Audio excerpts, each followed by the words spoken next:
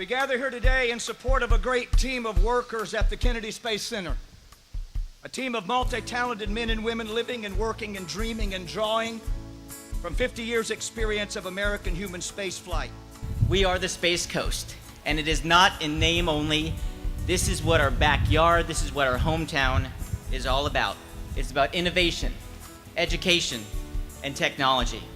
We are showing the world that space is our future, and we want our kids to be blessed with the exact same opportunities that we're blessed. Thank you so much for letting us come by.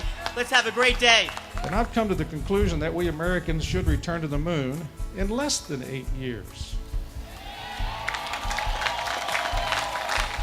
And in doing so, let's develop the capabilities to explore our sister planet Mars as soon as possible. I'm saying, Mr. President, can you tell me what your vision is? Can you tell me what the goal is? Give me a destination. I need a timeline. We need human space flight. You agree? We need human space flight. The administration can propose what it wants to propose, but it's got to get through the United States Congress. And these members up here, Democrats and Republicans alike, every single one of them in Florida, is not going to let us cut manned space exploration. I support all of our elected representatives who are saying that we need to move forward with commercial spaceflight capability, but not at the expense of NASA. We need to keep our space shuttles flying. We need to keep Project Constellation on track until we develop a new vehicle to take us into deep space by NASA and develop the capability to serve low Earth orbit by the commercial spaceflight companies.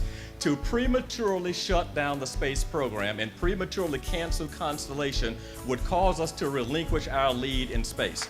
If we give up our leadership in science, technology, and engineering in this country, we give up our leadership in the world. And ladies and gentlemen, make no mistake about it, we live in a world where leadership is very important.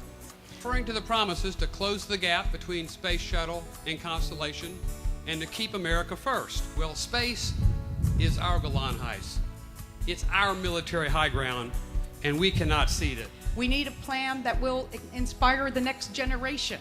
Not moving the chairs around on the deck of the Titanic, but a real plan that will inspire generations to come to be astronauts, engineers, scientists. We need an A-plus plan, and the plus needs to be some of the things that Mr. Posey and I have suggested in the legislation that we have introduced. Extend the shuttle, help the Constellation survive, or at least make use of what is good and helpful to us as we go forward. We've done our jobs. You've done your jobs. It's time for this nation and this administration to share that accountability as well. Step up with the resources, the funding, the commitment to keep us flying in space. Mr. President, fly the shuttle until we have a viable alternative. Fly the shuttle until new technology can be developed. Fly the shuttle so that we don't depend on the Russians to fly our American astronauts into space. Mr. President, we, the American space workers, are the best at what we do. We are up to the challenge. Keep us flying.